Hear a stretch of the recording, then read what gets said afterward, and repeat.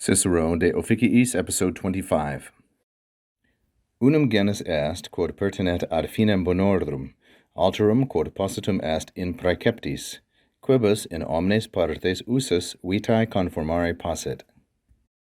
In the previous portion, Cicero had said that the whole debate or dispute about duty could be divided into two parts, that it was duplex.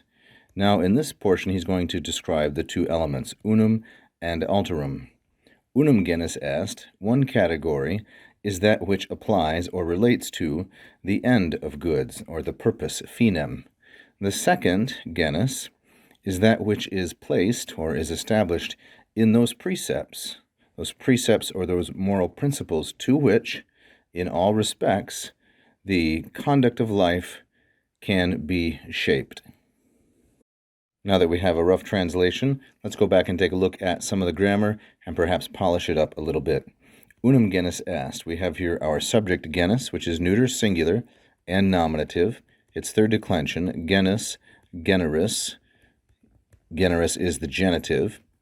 And it's modified here by unum. So one category, or one genus, one class, is quod pertinet. The antecedent of quod is genus, and quod then is neuter and singular, and it is the subject of pertinet. Pertinet, in turn, is a second conjugation verb, pertineo, pertinere, like so, and it loves to pattern with the preposition ad. So it is the one that relates to or applies to the finem of good actions or of good things. Finem is masculine singular and accusative as the object of the preposition ad, and it is here taking the genitive bonorum, which is going to be a neuter plural genitive, and it's going to be a substantive adjective, which means an adjective used as a noun. So that is the first genus. The second one, alterum, also neuter singular and nominative, quod positum est. So notice how we have unum genus quod pertinet, and then we have alterum genus quod positum.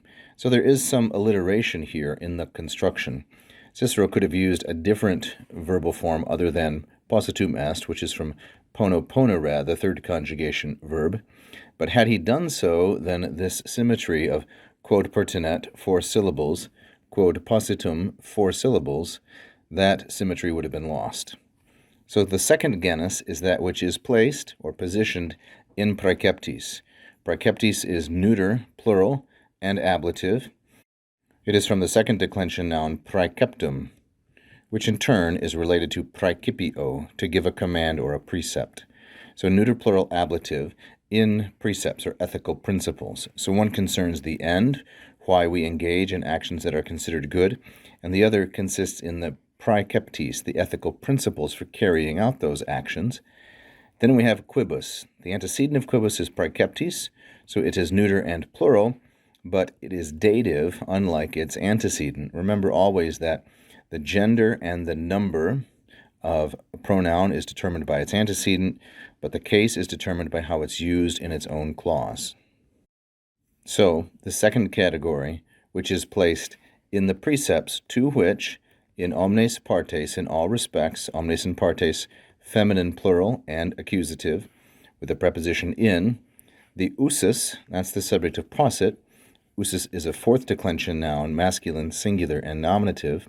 The use, the enjoyment, the mode, the conduct of one's life, to which, in every respect, the conduct of one's life can be shaped, conformare.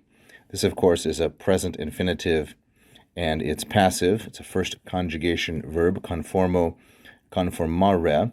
And here we have possit as a third singular present subjunctive active, subjunctive in this indirect question, that is, the interrogatio obliqua, the indirect question. Thank you for watching. I hope you enjoyed that free lesson. Please like and subscribe, hit the bell. You can also become a patron at patreon.com/LatinPerDiem. And if you really loved it, you can leave a tip right here as a super fan. Thank you so much.